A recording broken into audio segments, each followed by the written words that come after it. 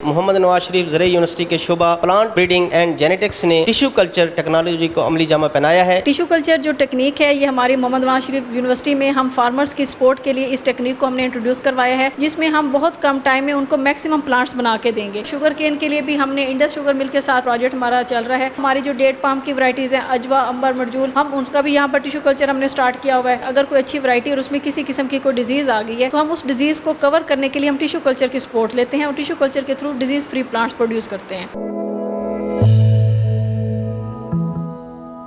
बिस्मिल्लाहिर्रहमानिर्रहीम। अस्सलाम वालेकुम नाज़रीन, AWC एग्री के साथ मैं हूँ आपका मेज़बान ताहिर नदीम। नाज़रीन, जैसा कि आप जानते हैं कि भरपूर ज़रई पैदावार के लिए हमारे काश्तकारों को ऐसे क्वालिटी सीड की ज़रूरत होती है जिससे भरपूर पैदावार हासिल की जाए और वो क़ुव्वत मदाफ़ियत का भी हामिल हो। इस हवाले से मोहम्मद नवाज शरीफ ज़रई यूनिवर्सिटी के शुबा प्लांट ब्रीडिंग एंड जेनेटिक्स ने टिश्यू कल्चर टेक्नोलॉजी को अमली जामा पहनाया है, जिस पर काम किया है यहाँ की लेक्चरर डॉक्टर पलवशा खानम साहबा ने। तो आज हम उनसे बात करेंगे कि ये टिश्यू कल्चर टेक्नोलॉजी क्या है और ये हमारी जो ज़राअत है और हमारे जो काश्तकार हैं उनकी बहबूद के लिए किस तरह ये मुफीद साबित होगी। तो आइए उनसे बात करते हैं। अस्सलाम वालेकुम डॉक्टर साहब। वालेकुम अस्सलाम। टिश्यू कल्चर जो टेक्निक है ये हमारी मोहम्मद नवाज शरीफ यूनिवर्सिटी में हम फार्मर्स की सपोर्ट के लिए इस टेक्निक को हमने इंट्रोड्यूस करवाया है, जिसमें हम ये कर रहे हैं कि जो हमारी डिज़ायर्ड वैरायटीज़ होती हैं डेट पाम की, इसी तरह हमारी शुगर केन की जो डिज़ायर्ड वैरायटीज़ जिनको हम कम टाइम्स में मल्टीप्लाई करना चाहते हैं, उसके लिए हम टिश्यू कल्चर टेक्निक का यूज़ करते हैं। ये बेसिकली आर्टिफिशियल टेक्निक है जिसमें हम आर्टिफिशियल ग्रोथ मीडियम्स के थ्रू प्लांट को प्रोपेगेट करते हैं। इसमें हम ये जो हमारी शुगर केन है तो उसकी ब्रीडिंग पाकिस्तान में पॉसिबल नहीं है। उसको मल्टीप्लाई करने के लिए एक बहुत बड़ा टाइम पीरियड चाहिए होता है, 8 से 10 साल लग जाते हैं शुगर केन की एक वैरायटी फार्मर्स तक पहुंचाने के लिए। तो उसके लिए हम ये काम किया है कि हम एक तो इंडस्ट्री लिंक प्रोजेक्ट्स चलाते हैं यहाँ पर अपने टिश्यू कल्चर लैब के साथ, ताकि हम ज़्यादा से ज़्यादा जो है वो फार्मर्स को इससे फ़ायदा दिलवा सकें। डॉक्टर साहब, ये फरमाएं कि आपने जिन जिन फसलों में या प्लांट्स में कामयाबी हासिल की है वो कौन कौन से हैं और किन पर आप मज़ीद काम कर रहे हैं? इनमें जिन जिन फसलों में हमने कामयाबी हासिल की उसमें कुछ ऑर्नामेंटल फ्लावर्स हैं, डेट पाम है, शुगर केन है, मिसकैंथस है। अब ये सारी जो हमारी क्रॉप्स हैं इन पे हमने काफ़ी कामयाबी हासिल कर ली है और ये अब हमारे इंडस्ट्री लिंक्ड प्रोजेक्ट्स चल रहे हैं इनके साथ। अब पैकेजेस इंडस्ट्री के साथ हम मिसकैंथस उन्होंने बाहर से इंपोर्ट किया था जो कि काफ़ी एक्सपेंसिव प्लांट था, उसको अब हम पाकिस्तान में ये फ़ाइबर के लिए और गत्ता बनाने के लिए यूज़ होता है ये जो मिसकैंथस है। तो इसके लिए प्रोपेगेशन के लिए हमने ये टिश्यू कल्चर टेक्निक की सपोर्ट ली है, जिसमें हम बहुत कम टाइम में उनको मैक्सिमम प्लांट्स बना के देंगे। इसी तरह शुगर केन के लिए भी हमने इंडस शुगर मिल के साथ अपना प्रोजेक्ट हमारा चल रहा है, जिसमें हम उनकी वैरायटीज़ जो डिज़ायर्ड वैरायटीज़ वो बाहर से इंपोर्ट करके लाए हैं उनको हमने कम टाइम में मल्टीप्लाई करना है। इससे ना सिर्फ एक वैरायटी मल्टीप्लाई होती है बल्कि उसकी यील्ड भी इंक्रीज़ होती है और in case of sugar cane उसकी रिकवरी इंक्रीज़ होती है। इसी तरह हमारी जो डेट पाम की वैरायटीज़ हैं अजवा, अंबर, मरजूल, हम उनका भी यहाँ पर टिश्यू कल्चर हमने स्टार्ट किया हुआ है। उसमें भी हम काफ़ी हद तक कामयाब हो चुके हैं और इंशाल्लाह वो भी हम किसी न किसी इंडस्ट्री को या किसी फार्मर को साथ लिंक करके हम कोशिश करेंगे कि उसको भी हम फार्मर फील्ड तक लेके जाएँ। डॉक्टर साहब, आमतौर पर जैसे हमारे यहाँ काश्तकार जैसे धान की पनीरी उगाते हैं या सीडलिंग उगाते हैं, क्या ये टिश्यू कल्चर उसी तरह की कोई टेक्नोलॉजी है? टिश्यू कल्चर में बेसिकली हम जो एक प्लांट लेते हैं उसका एक कोई भी किसी भी क्रॉप टू क्रॉप उसका पेरेंट का जो पार्ट है वो वेरी करता है। इसमें अगर हम कोई ऑर्नामेंटल प्लांट है, बल्बस प्लांट है, तो उसका हम बल्ब लेते हैं और उससे फिर हम इसी तरह प्लांट्स की सीडलिंग्स बनाते हैं।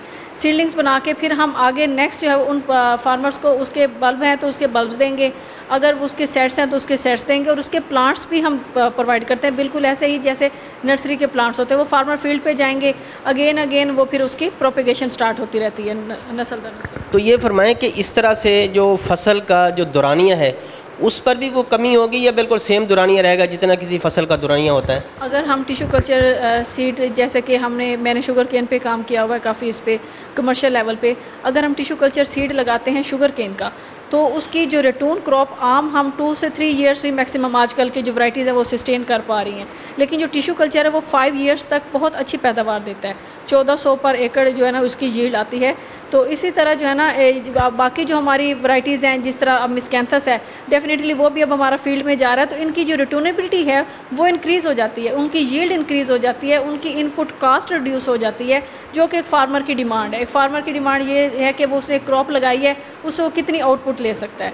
तो उसकी आउटपुट को इंक्रीज़ करने का एक यही एक बेस्ट वे है कि हम टिश्यू कल्चर का सीड उनको प्रोवाइड करें, इसकी सपोर्ट दें, ताकि इसकी सपोर्ट से एक तो न्यू वैरायटी जो वैराइटल इंप्रूवमेंट है, हमारी जो वेजिटेटिवली प्रोपेगेटेड क्रॉप्स हैं उनमें वैरायटी इंप्रूवमेंट का प्रोग्राम नहीं हम कर सकते, तो और जो ऐसी क्रॉप्स जिनकी यहाँ ब्रीडिंग नहीं हो सकती, तो उसके लिए टिश्यू कल्चर वैरायटी इंप्रूवमेंट के लिए एक बहुत अच्छा प्रोग्राम है, जिसके ज़रिए ना हम सिर्फ वैरायटी को इम्प्रूव कर सकते हैं, उसकी यील्ड को और उसको डिजीज़ रेजिस्टेंट भी बना सकते हैं।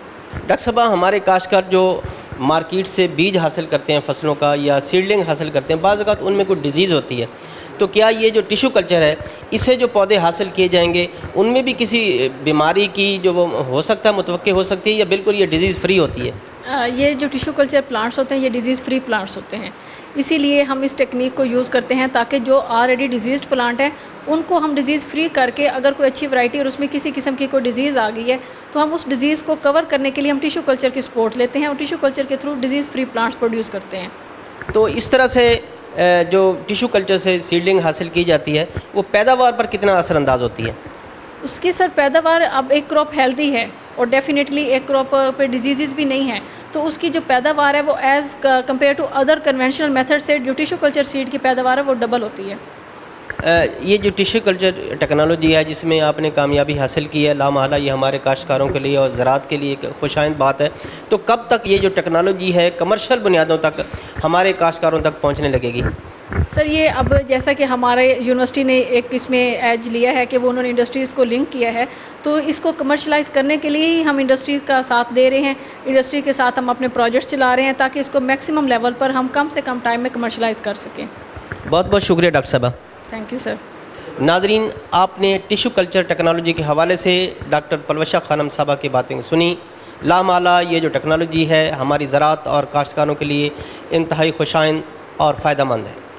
हम उम्मीद करते हैं जब ये टेक्नोलॉजी कमर्शियल बुनियादों पर मार्केट में आएगी हमारी ज़रूरी पैदावार में भरपूर इजाफ़ा होगा। आज तक के लिए इतना ही। आइंदा सेगमेंट तक अपने मेज़बान ताहिर नदीम को दीजिए इजाज़त। अल्लाह निगहबान।